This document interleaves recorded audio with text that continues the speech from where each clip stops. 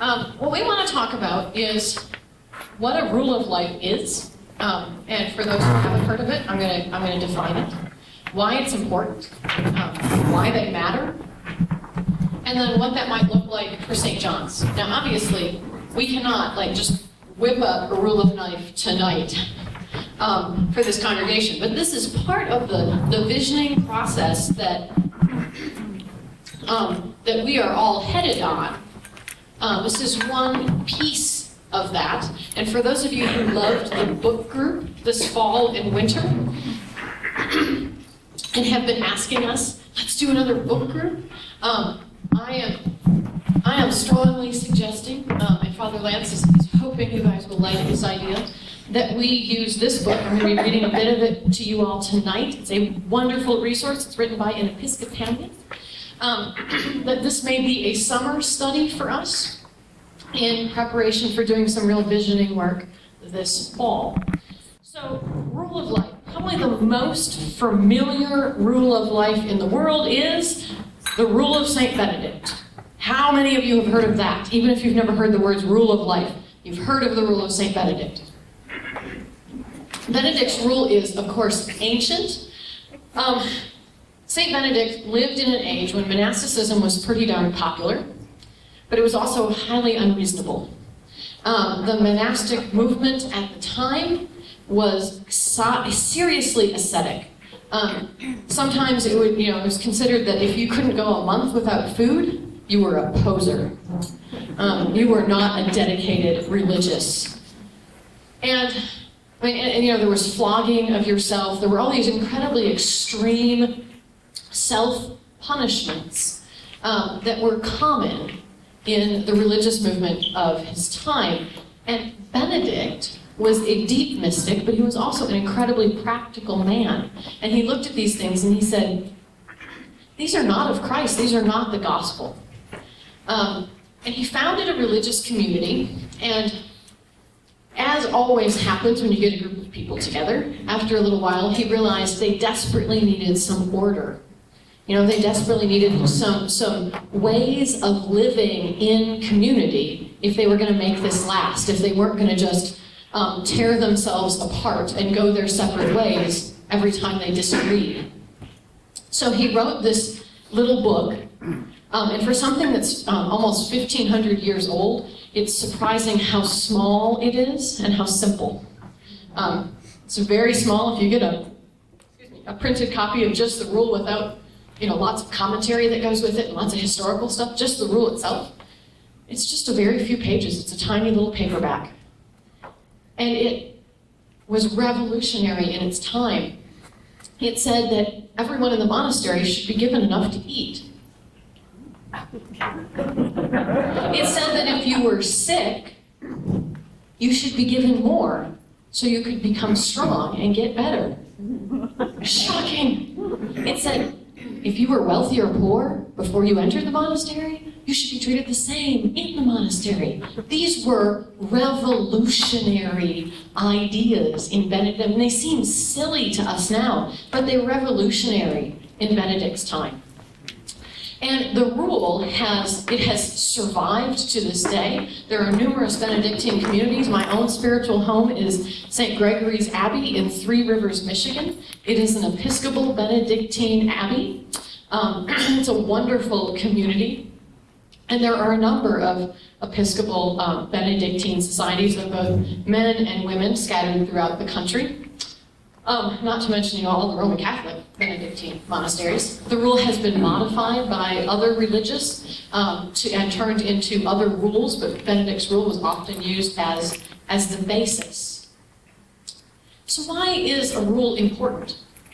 Basically, what the rule gave Benedict's community was the freedom within the confines of the rule. It gave them the freedom to do what they were actually called to do, which was prayer, service, and study.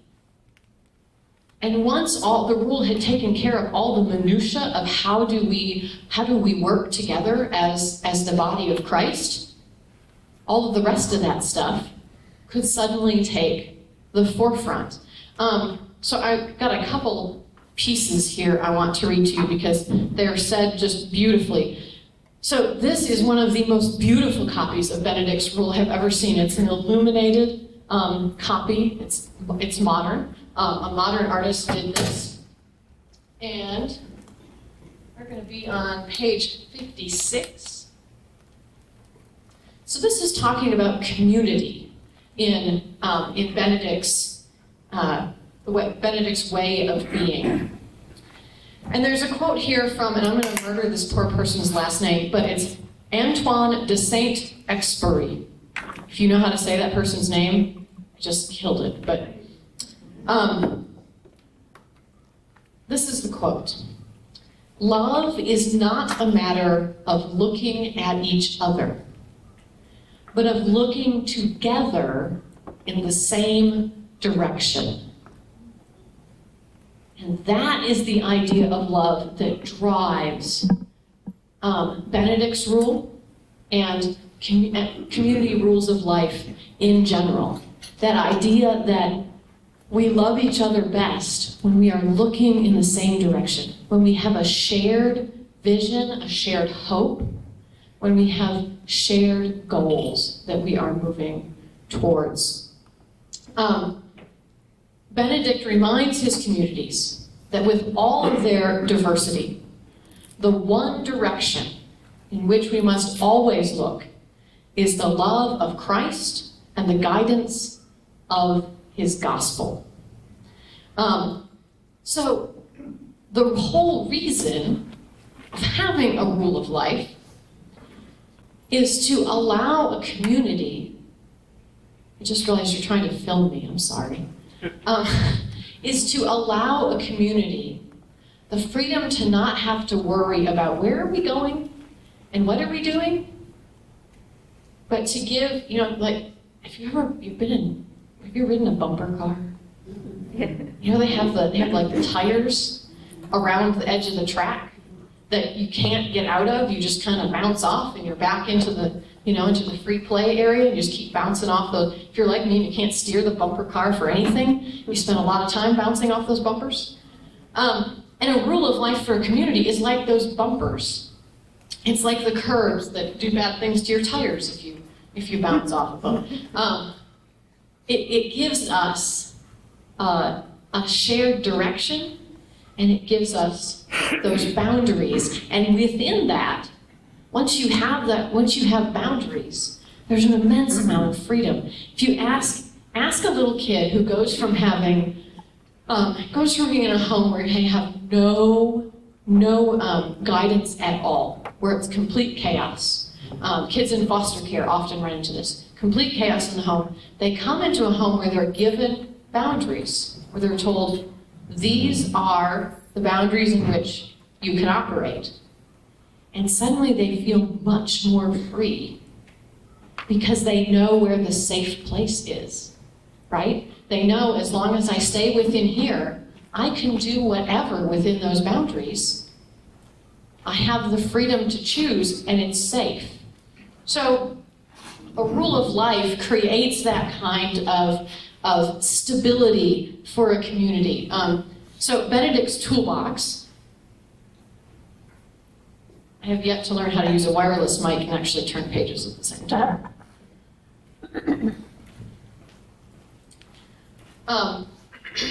So, if you become a part of Benedictine community, it takes a lot of work. It's not simple. It used to be that you'd go up to the monastery and you'd knock on the door and you'd say, I want to join the monastery, and the monk would say, humph, slam the door shut. And you'd knock again and you say, I want to join the monastery. Okay, slam the door shut. And you have to ask a third time to get in. You had to really mean it.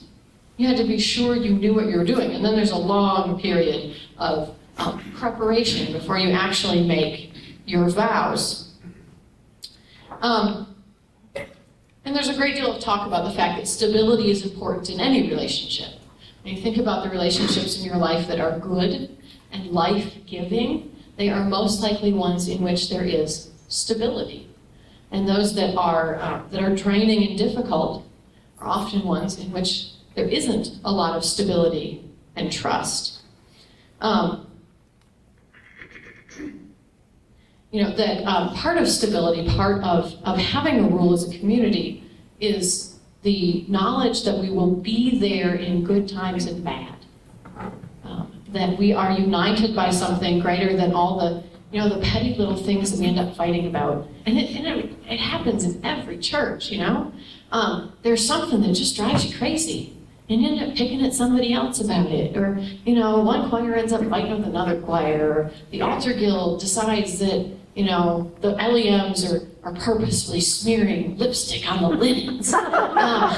Just those things. I used to be an altar guild person. And I swear they do it on purpose. But there's those little things that drive you crazy. And Benedict realized that. He realized as human beings, we are going to constantly rub up against each other. And we're going to constantly, and this is important, we're constantly going to have different ideas about, still hates me, about where we should be going and what we should be doing, right? I mean, that happens all the time. Unfortunately, Jesus did not give us a roadmap or an instruction manual for church. It would have been lovely if he had. He was obviously not a CEO. And so we often end up, and this is where, Father Lance has talked about that uncontrolled explosion. Or you could picture it as bumper cars without the bumpers, where we're all, and we're having a great time. But there isn't that focus. There isn't that idea of looking in the same direction together. So, the next question, so you can say, okay, rule of life is a great thing. Sure. It's been keeping the Benedictines going for 1,500 years and a number of other religious communities going for nearly as long. So how do you form, if you don't have a Benedict to just write one for you, how do you form a rule of life? And the first step in that, and this is not something we're going to get done tonight. This is that long process that happens over and over again, is defining what our shared vision is. So our mission as the church is set for us. Jesus did that. We don't really get a say in it. And it's universal.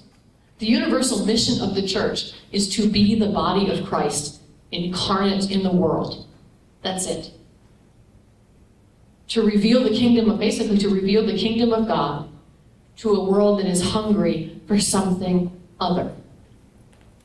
That's our mission. But how each church does that, how each community lives that out in our own particular context, our answer to that is not going to look the same as a community of Ethiopian immigrants in Paris. It's not. It's not going to look the same. I have a friend who is a Filipino priest serving on the island of Guam. They're going to have a really different answer to what the mission of God looks like than we do in Kirkland, Washington. So that mission of God, when that becomes contextualized to where we are and when we are and who we are, that's our vision. And that's where we have discernment work to do.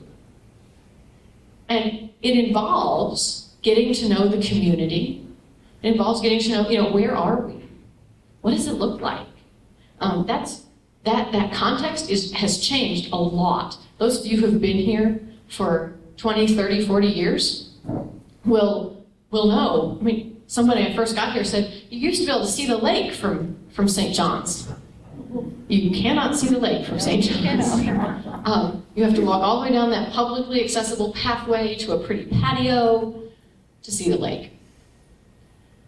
So what's our current context? Have we really dug into what is this community? What's happening in this community? Who lives in this community? Who is right around us? What are the needs of this community? And those are going to look really different than, say, downtown Seattle, than Houston, Texas, than Guam, you name it. They're going to look different than if you just go over to Redmond, because every single place is incredibly complex. And then there's who are we? I mean, there are hundreds of stories in this place. You all date things from the fire. I have no idea what year the fire happened, but I know things that happened before and after the fire. Yeah, and then of course, which fire? I think most people are talking about the most recent fire, but... so who are we? What are our stories?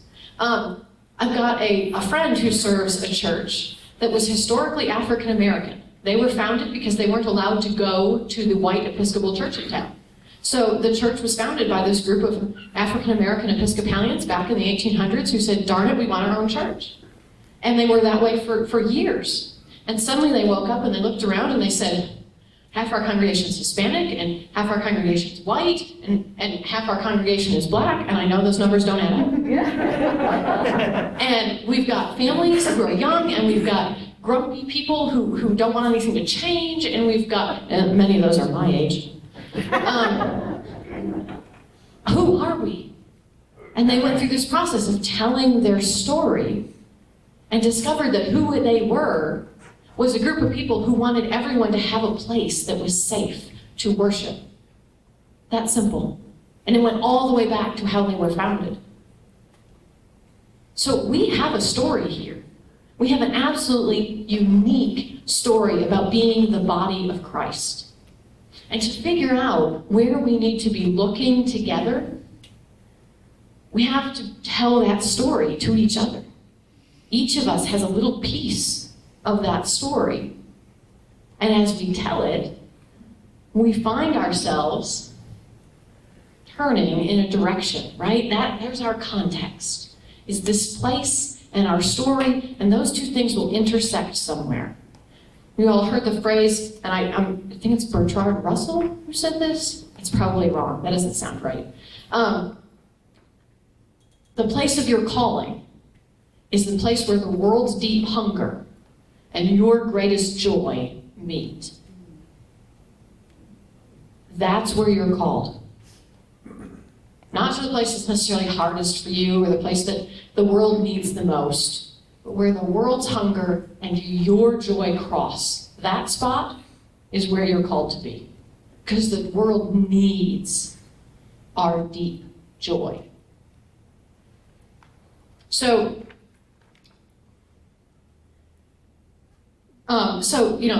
we do that mutual discernment. We figure out what our context is. We figure out kind of where our vision is. And then we can create those bumpers. That idea of what our community life will look like. That will help keep us on that shared vision, a shared direction. So Lance and I are in a unique position. We both know you all a little bit, but we're still new enough here to have a bit of an outsider's kind of eye on things. We're not yet so enmeshed into the system that we can't kind of step back and say, okay, what do we see? So we thought about kind of like, what do we see in St. John's? And I want to talk about some of these things. And I want to have you all at your tables discuss some of them. And be thinking about them. When we leave here, I want you all to let this sort of stuff percolate. And you may come up with some different things than we came up with.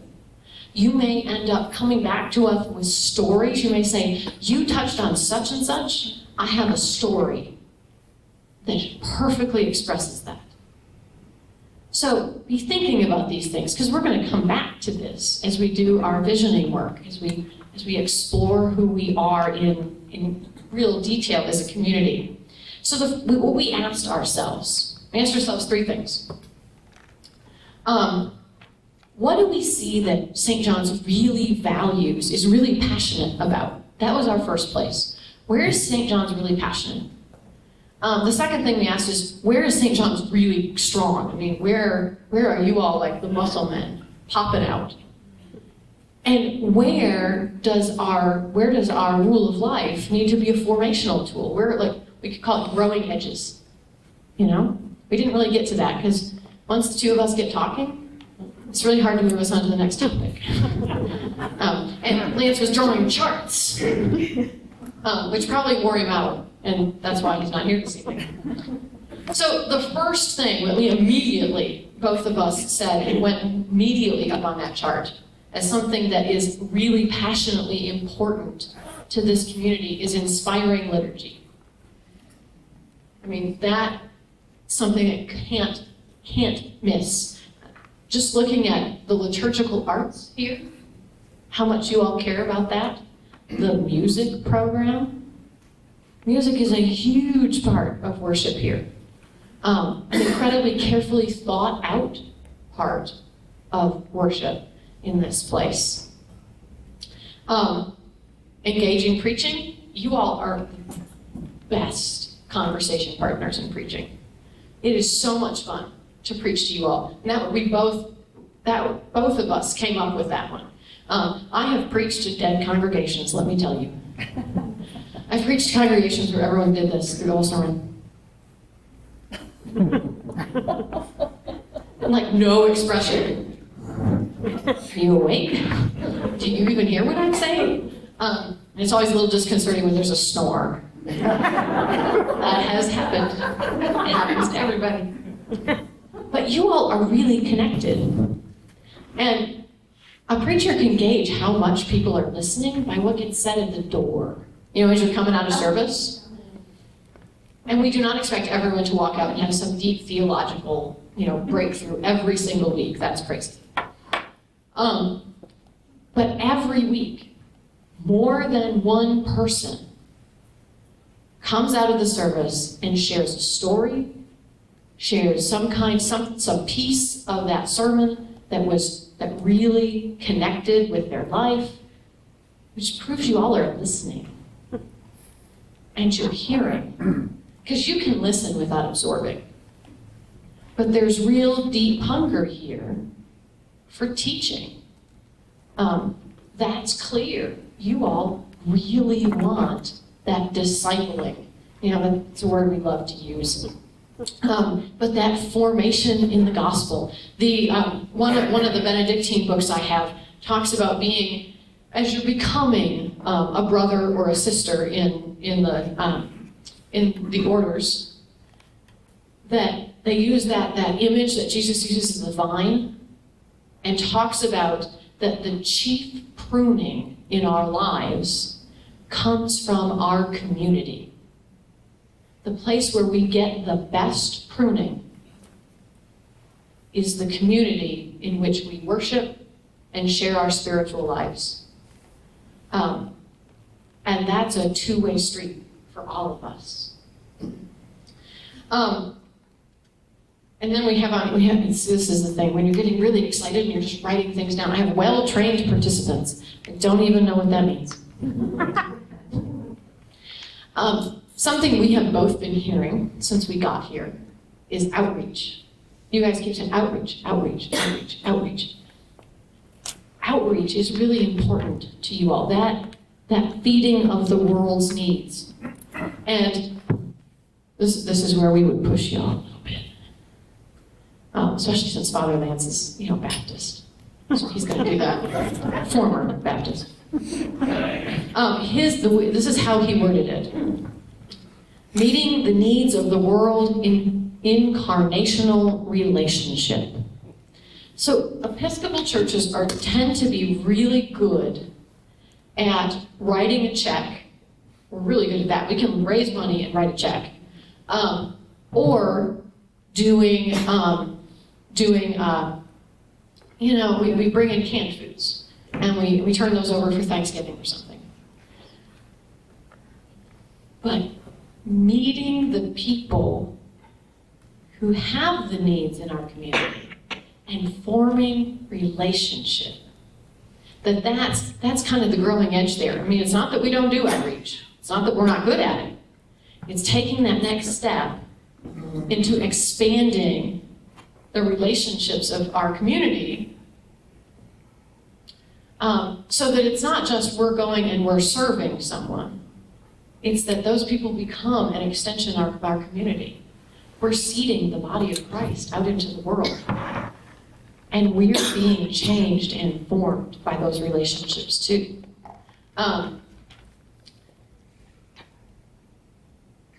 The next one, I wish okay, somebody took it down. That's not helpful to my point. Creativity is huge in this parish. So, for those of you who didn't go on the women's retreat, sorry men, the very first activity, I handed out canvas bags and paint and sequins and feathers and glue. And let me tell you, I had some people looking at me like I was crazy. I haven't done this since I was in elementary school. What are you doing? I'm not creative. I cannot tell you the level of absolutely beautiful artwork that happened that night. Beautiful artwork in this congregation. And we see that. We see it in the choirs every Sunday. We see that in the dedication to the concert series that happens here.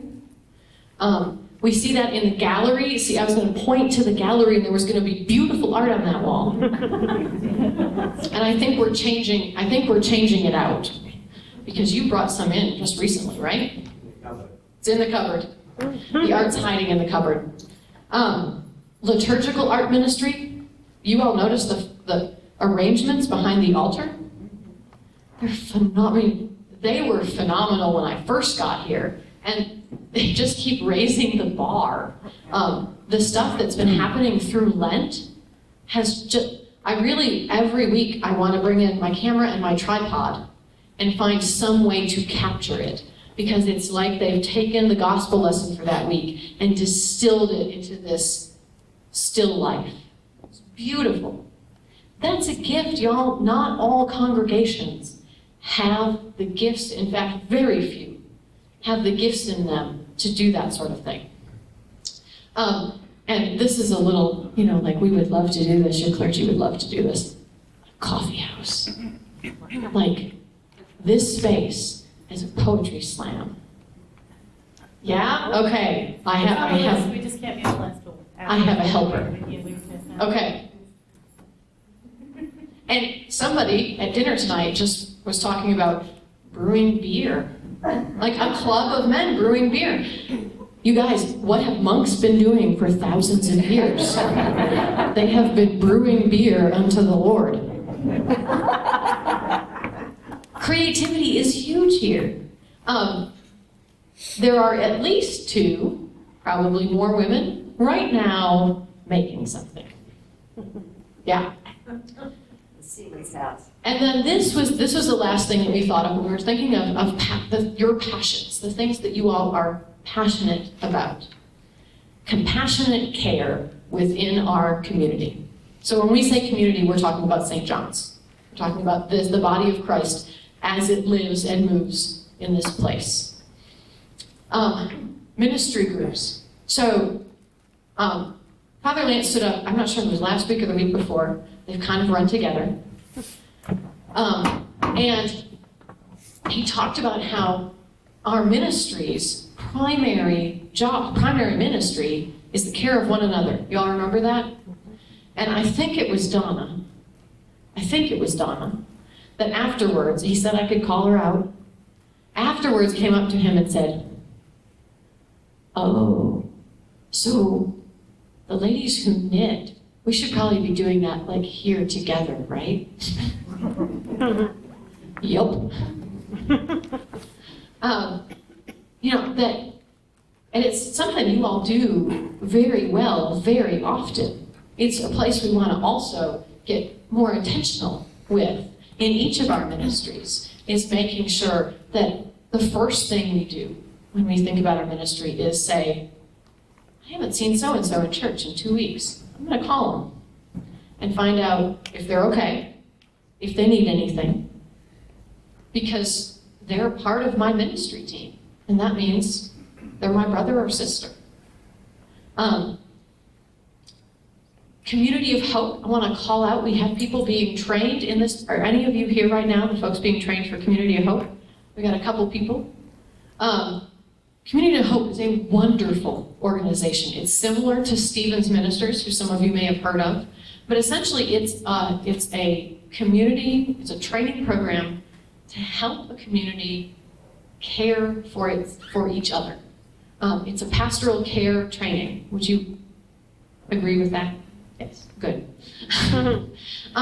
It's a pastoral care training program because, again, who are the ministers of the church? You all are. So when you're in the hospital, I would hope that the ministers of the church, not all of them, that will get the nurses really unhappy. At my last parish, we had that happen. We had a beloved parishioner in the hospital, and I showed up one day to the ICU, and the nurse said, "There have been 50 of you." Oh, I'm sorry. We would love to have nurses calling the church and saying, "Could you tell your parishioners to take it down just a notch?" We would love that because that's the community empowered to be ministers to each other. And I have heard stories since I have been here of you all doing that for each other. That's a place where we have strengths to build on and strengths to mold. And so I'm glad that the Community Hope is starting that.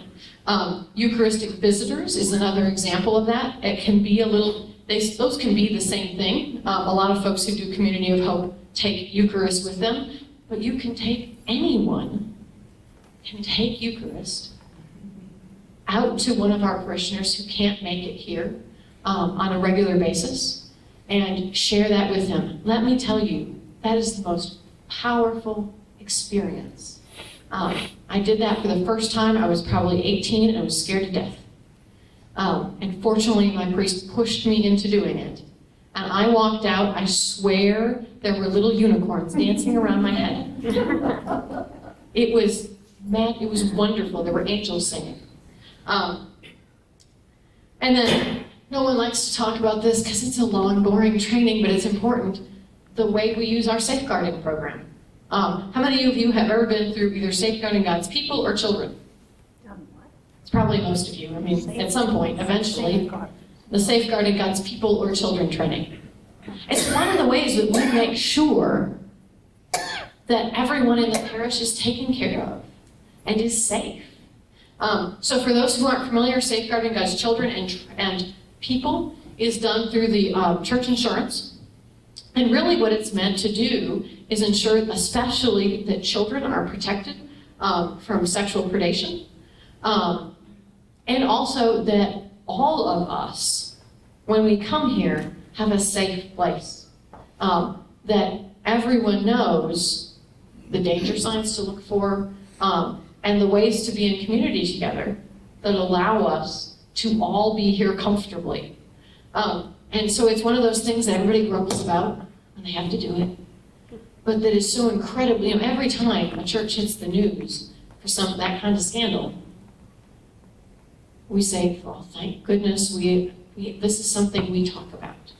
We have training for, and we actually sit down and we talk about it." Because the most dangerous secrets are those we do not talk about. So those are the things that we looked at, and we said, these are St. John's passions. These are probably the areas we're going to end up focusing on when we're looking at what direction are we all looking together. Because they're things that you all already have simmering out there, just waiting to come to a boil. So we looked at strengths. What are the strengths here? Let me make sure I'm not taking all of our time. Well, you know what? Before I go on, I don't want to muddy the waters too much. At your tables, I'd like you to just discuss with each other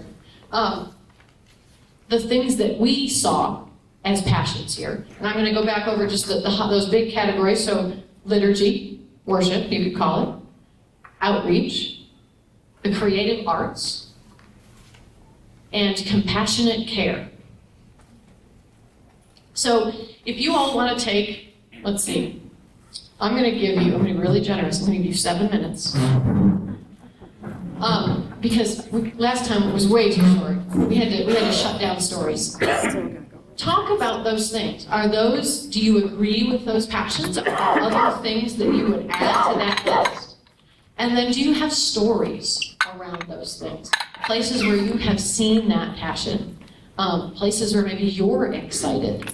So I'm going to ask you to kind of talk among yourselves. Once you all are done, once we have reached 7:17, that's going to take us pretty close to the end. Once we have reached 7:17, I'm going to ask you all, just kind of briefly, each table, if you have something you'd like to share with the group, to do that, okay? And if we don't finish all the topics I have on my paper tonight, that's fine. This is stuff we're going to keep talking about. So, go. Okay, I'm going to bring you back in. Okay, another passion of St. John's is talking. You guys just love talking to each other. It's wonderful. Every Sunday at the Peace. Did anyone in their groups have anything that they really wanted to share with the whole group?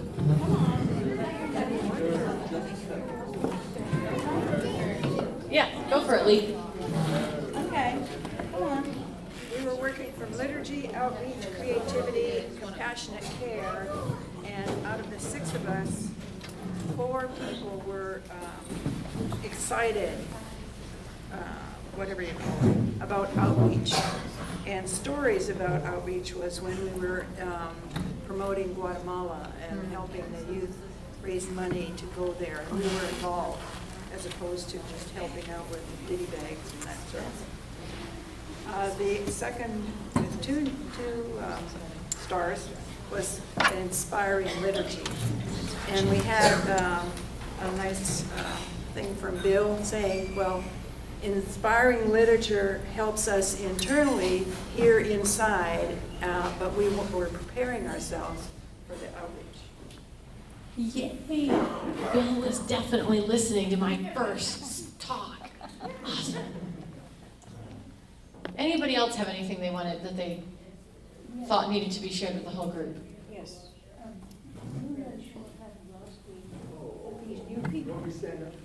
Go, sure. We had this statement, and it's about compassionate care. And we discussed how, in many cases, compassionate care involves really dedicated people, but often one individual will take the lead and start overperforming. Fred, we can't quite hear you. We can't hear you. Can't hear me. This is ridiculous. Hard to lose me. Compassionate care. You gotta hold it. There you We go. were talking about compassionate care, and we were talking about how we do in many cases, we have a dedicated group who are interested in taking care of each other.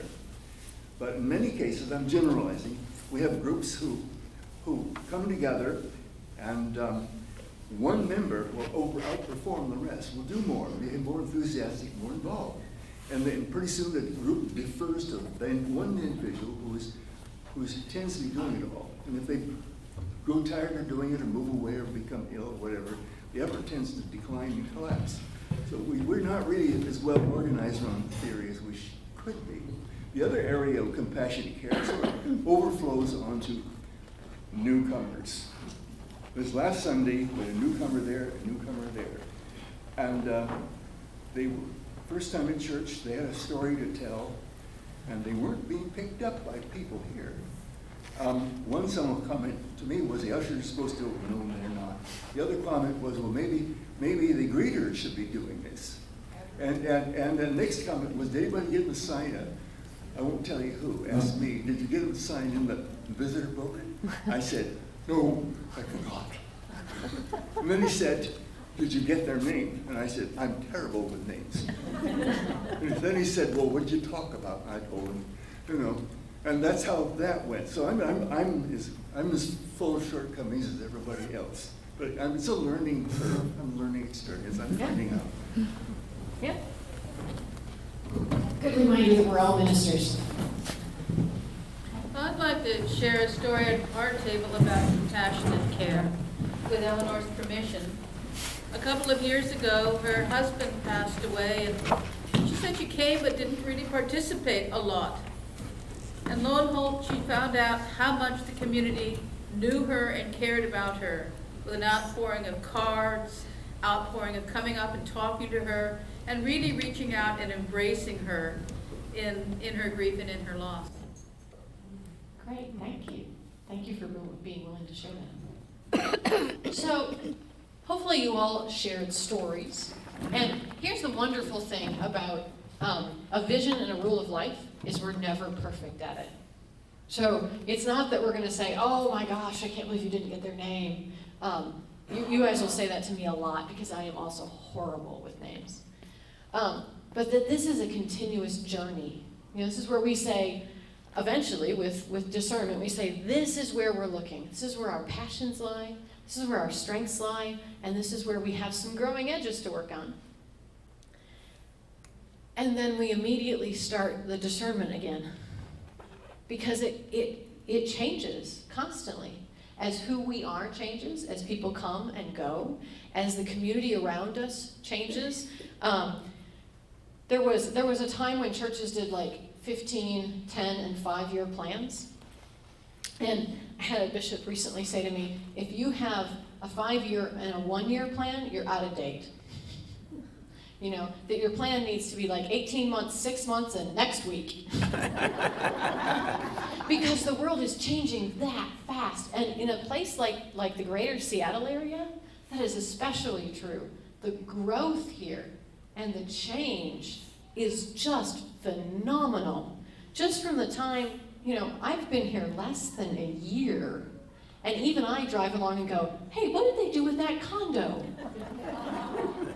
I remember when that was not an enormous hole in the ground with a backhoe in it. So we have huge change. This is not something we're going to do once and say we know who we are and we know where we're going and we've got the rule of life set up. So, you know, the last piece of that rule of life is how we're accountable to each other, to the community around us, and how we continue to evolve. So how we, as we're living into that rule, continue to say, what's happening? What's our context? How is it changing? And where does where we're looking need to change? Because that's going to go on forever. Essentially, so here's the thing. Here's the quick takeaway. Is that our vision, that thing that lives out God's call for us to incarnate his kingdom in the world, that has to be a living thing, right? Because God became incarnate. God became human flesh and blood. When do we as humans stop changing? When we die. So for the rest of us, and for the church, we never get to stop changing. And so that can get exhausting. And so hopefully, and you brought this up beautifully, that idea, and Lance talked about this a couple weeks ago, of always 2 by 2, so that one of us doesn't get burned out. Or if one of us stumbles, there's somebody else who's there to say, here's what we do. And to lift up another leader to go with them. It is 7:25. We have 5 minutes. I'm going to give you really quickly. We ran out of time as well, which we kind of knew would happen. The strengths, the things we have going for us. I've already said kind of some of them. We have this fabulous connection to the arts. And creativity is the thing that separates human beings from everyone else. It's the thing that makes us creatures created in the image of God, that we are creative, right? So there's a huge plus in that this is a creative congregation. Let me tell you how much fun it is that Lance and I get to play with stuff, and you all go, oh, they're crazy, but they're cute, we'll try it. And then not only do you try it, but you try it enthusiastically, and you make it work. That's cool. And it's gonna happen this Holy Week. We're gonna do some really different stuff. I'm really excited about it. I just finished my sermon for Palm Sunday. You guys, I'm so excited to preach this sermon. And I'm excited because I'm excited about what we all are going to do together throughout Holy Week. The energy, so the first thing we came up with strengths here, outside our creativity and that passion in liturgy is just the overwhelming amount of energy that you all have. The potential, when you've got that kind of energy, is practically limitless. And it's exciting. It's exciting as for you all, and it's really exciting for us. Where am I? And the thing, so let's see. All of the outreach you guys do, that was one of those like strength and place to take the next step. Since we're always looking at evolution, so there's a strength. There's a place where you all are passionate and committed, and as far as we can tell, when someone asks, it happens, right? People say, we need this for the ditty bags. It happens every time. And so our question is, what's the next step? Is the next step finding an overseas mission that we can help again, where we can go, and when we come home, we see our community in a different light. Father Lance had this great example. He said, we will see the bus stop that's, 1 block away? We will see that completely differently when we have stood at a bus stop in Mexico. Because all of those things we do change how we see the world. We will see past things that were invisible before.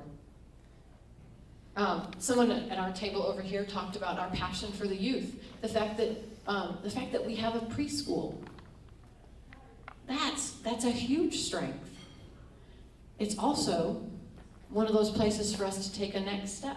And we've started that with Caroline. We've started doing a chapel service to help bridge that gap between the preschool and our church. So there's a place where we have room to grow. How do we better integrate the families in that preschool into the life of this church? And how do we make them feel loved?